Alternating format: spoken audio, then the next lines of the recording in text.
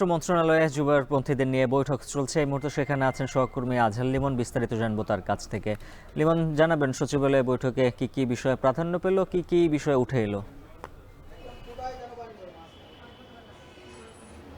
না উজ্জ্বল, মূল যে লক্ষ্য এই বৈঠকের তাতে হলো পরিস্থিতি প্রশমিত করা, শান্ত করা। কারণ এই যে দুই পক্ষের সংঘর্ষের ঘটনা, এর মধ্যে স্থানীয় পুলিশ, যেটি আমরা আমাদের রিপোর্টে দেখালাম যে ৩ জন নিহত হয়েছে, এটি পুলিশ নিশ্চিত করছে। অনেক মানুষ এই দুই পন্থী লোকদের এই সংঘর্ষে অনেকেই আহত হয়েছেন, তারা এখন হাসপাতালে চিকিৎসা নিচ্ছেন।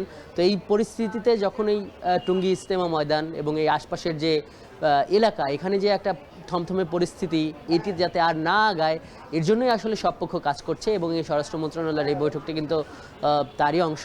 এখন পর্যন্ত এই স্বরাষ্ট্র মন্ত্রণালয়ের যে সভাকক্ষ, এখানে এই জোবায়েরপন্থী যারা রয়েছেন, এই তাবলিকের অনুসারী, মাওলানা মামুনুল হকের নেতৃত্বে এরকম একটা প্রতিনিধি দল এই স্বরাষ্ট্র উপদেষ্টার সঙ্গে বৈঠক করছেন। এই বৈঠকের শেষ হলে মূলত জানা যাবে যে আসলে তারা কি সিদ্ধান্ত জানায়। তবে জানিয়ে রাখি যে এই একই জায়গায় কিছুক্ষণ আগে এই সাতপন্থী, বেলা ১টার কিছু আগে, এই সাতপন্থী যারা, তাদের একটা প্রতিনিধি দল এখানে বৈঠক করেছেন। এবং ওই বৈঠক শেষে এখানে যিনি কথা বলেছেন, ওনার নাম হলো রেজা আরিফ। ওনাকে বলা হচ্ছে যে উনি সাতপন্থীদের একজন প্রতিনিধি কিংবা নেতা।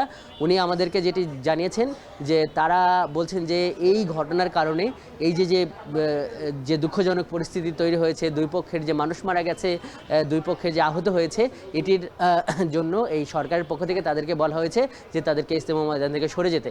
এই সংঘর্ষ এড়ানোর জন্য সরকারের এই প্রস্তাবটা তারা গ্রহণ করেছে। এবং তিনি যেটি বলেছেন যে সাতপন্থী যারা অনুসারীরা যারা রয়েছে, তারা যাতে ইজতেমা ময়দান থেকে এই যেই কামারপাড়া যে ব্রিজটা রয়েছে, ওই ব্রিজ ধরে পশ্চিম পাশে যে তাবলিকের মার্কাজটি রয়েছে সেখানে চলে যায়, এবং সেখানে আলাপ আলোচনা শেষে তারা যেন তাদের বাড়িতে চলে যায়, বা তারা ওই এলাকা যাতে ছেড়ে দেয়।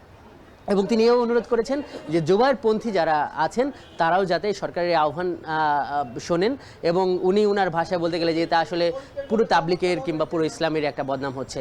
তো এই বৈঠকটি এখন এখানে চলছে। এই বৈঠকটি শেষ হলে স্বরাষ্ট্র উপদেষ্টাও হয়তো আমাদের সঙ্গে কথা বলবেন, কারণ তিনি তখন কথা বলেননি, বলেছেন যে অপর পক্ষের সঙ্গে কথা বলবেন।